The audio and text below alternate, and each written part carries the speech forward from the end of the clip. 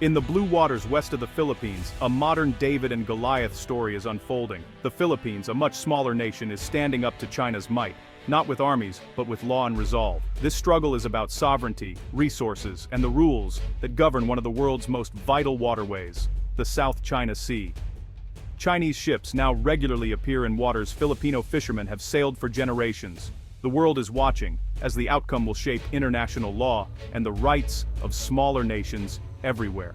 The Philippines, despite its limited military and economic power, has chosen to challenge China's sweeping claims.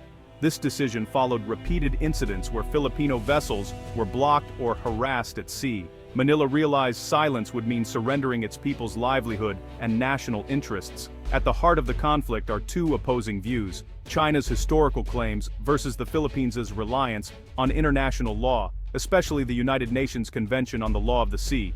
UNCLOS. The South China Sea has become a stage for a high-stakes legal and diplomatic drama. This story is about courage, principles, and the fight for a future based on rules, not might. We'll break down the dispute, what each side wants, the landmark legal case, and why this matters for the Philippines and the world. The Philippines' stand is a test of whether international law can protect the rights of the less powerful.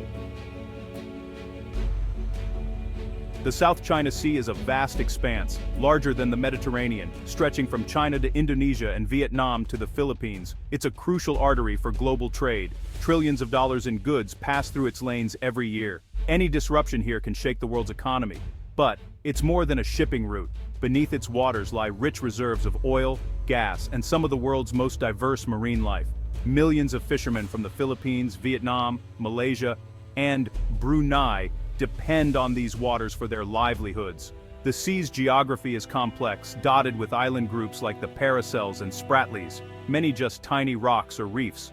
Under international law, control of these features can mean control of the surrounding waters and resources. This has led to a scramble countries build structures, station personnel, and even create artificial islands to bolster their claims. Multiple nations have overlapping claims. China, Taiwan, and Vietnam claim almost the entire sea, while the Philippines, Malaysia, and Brunei claim parts closest to their shores. This web of competing claims has turned the South China Sea into a potential flashpoint, where even a small incident could escalate into a major crisis.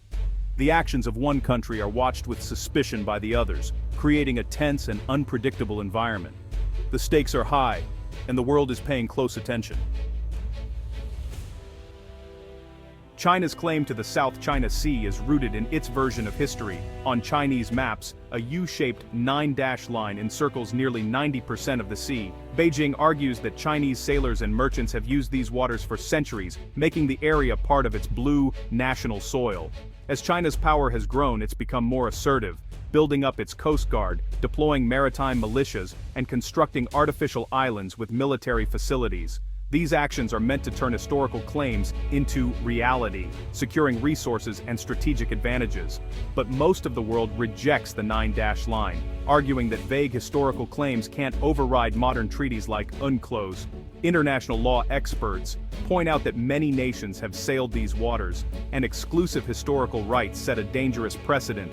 The clash between China's historical narrative and international law is at the heart of the dispute. This fundamental disagreement drives the ongoing tension with neighbors like the Philippines.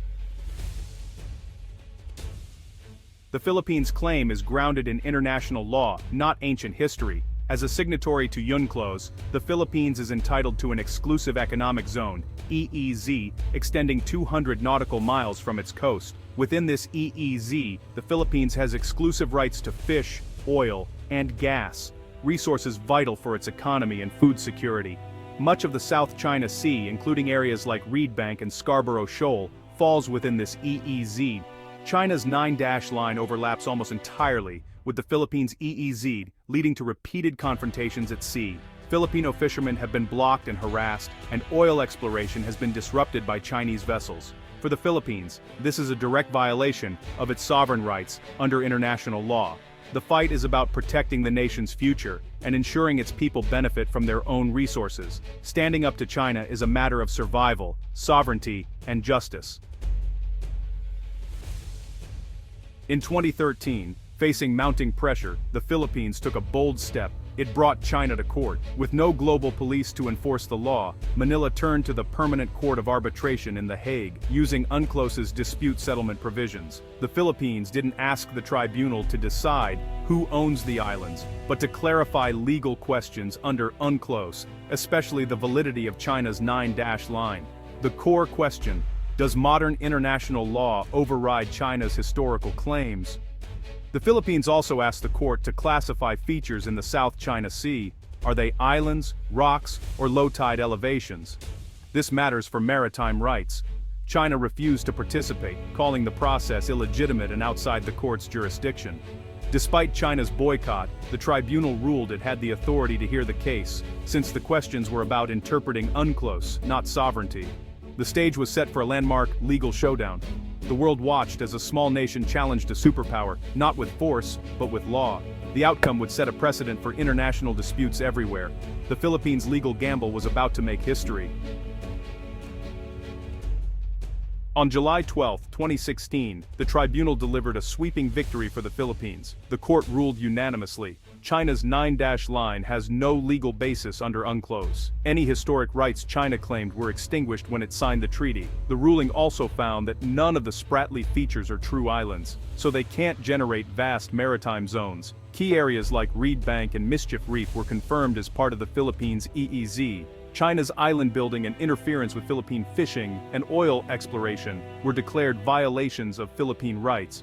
China rejected the ruling, calling it waste paper, and launched a propaganda campaign to discredit the decision.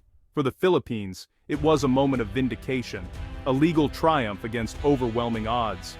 But the challenge remains: how to turn this legal victory into real change on the water. The struggle for enforcement continues. For Filipinos, the West Philippine Sea dispute is deeply personal. Thousands of families depend on fishing grounds like Scarborough Shoal for their survival. Since China seized control in 2012, Filipino fishermen have faced harassment, confiscated catches, and damaged boats. The 2016 ruling affirmed their rights, but on the water, the struggle continues. This fight is about more than economics. It's about national pride and sovereignty. News of Chinese aggression sparks outrage and unites Filipinos in defense of their territory. The government faces pressure to stand firm, balancing diplomacy with the public's demand for action. The West Philippine Sea has become a rallying cry for justice and independence. The Philippines-China dispute is a global issue, not just a regional one. The South China Sea is a lifeline for world trade. Trillions in goods pass through each year. If China controls these waters, it could restrict passage and set a precedent for other powerful nations to rewrite maritime rules. Freedom of navigation operations by countries like the US are about defending global principles, not just challenging China. The dispute tests the international rules-based order. Can law protect the weak from the strong? China's rejection of the tribunal ruling threatens the credibility of international law everywhere. Many nations urge China to respect the decision, knowing that erosion of law here could spread instability worldwide. The Philippines' stand is a fight for the integrity of the global legal system.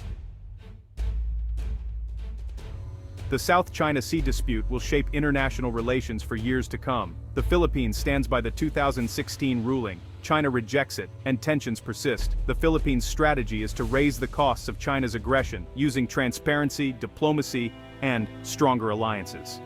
The Coast Guard now documents and publicizes every incident, exposing China's actions to the world. At the same time, the Philippines is deepening ties with the US, Japan, Australia, and Europe. The outcome will influence the balance of power in Asia and the future of the global order. If China prevails, it could embolden similar actions elsewhere, undermining the rule of law. The world must pay attention. This is more than a territorial dispute. It's a frontline struggle for peace and stability. The courage of Filipino sailors and diplomats is both an inspiration and a warning. Even small nations can stand up for their rights, but they need global support. The fate of the South China Sea will reveal what kind of world we choose to build.